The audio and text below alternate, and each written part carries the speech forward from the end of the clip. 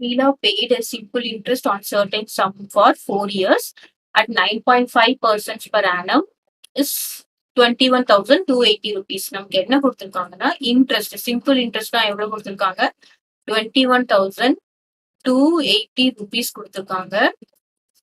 அப்புறமா number of years என்ன கொடுத்திருக்காங்க அப்படின்னு கொடுத்தா 4 years. அப்புறம் rate of interest r is equal to என்னன்னு பார்த்தோம்னா 9.5% per annum.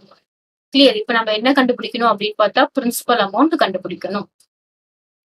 இப்ப நமக்கு தெரியும் ஃபார்முலா என்னது I is equal to PNR by 100. இந்த ஃபார்முலா தெரியுமா?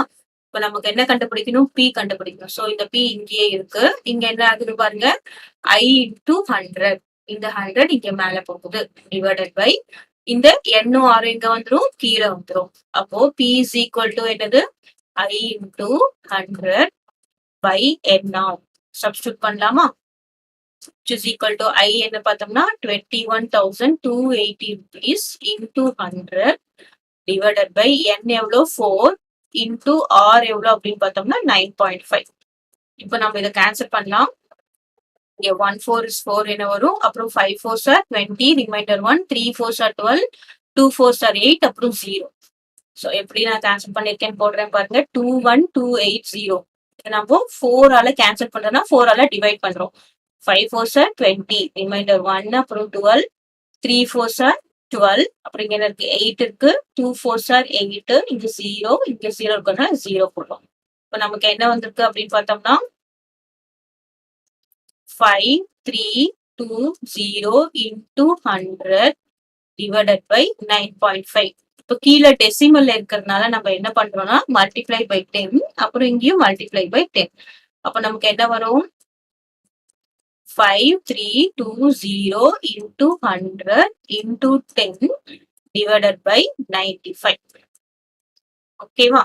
சோ இதை நம்ம 95 ஆல டிவைட் பண்ணலாமா? 5320 divided by 95. ஓகே, இப்போ நம்ம 5 போடலாம். 5 5s are 25, reminder 2, 9 5s are 45, 45 plus 2 is 47 வரும். இப்போ என்ன வரும், 2ல 12, 12ல 5 போச்சுன்னா 7, இங்க என்ன இருக்கும், திரும்பவும் 2 இருக்கும், 12ல 7 போச்சுன்னா 5, அப்புறம் இங்க 0. இப்போ 6 டைம்ஸ் போடலாமா? 6 5s are 30, ரிமைண்டர் 3, அப்புறம் 9 6s are 54 plus 3 is 57, 0. இப்போ நமக்கு என்ன வருது, 56, which is equal to 56 into இங்க என்ன இருக்கு 100, அப்புறம் இந்த ஒன்னு 0, இப்போ 1000. So that is equal to rupees 56,000.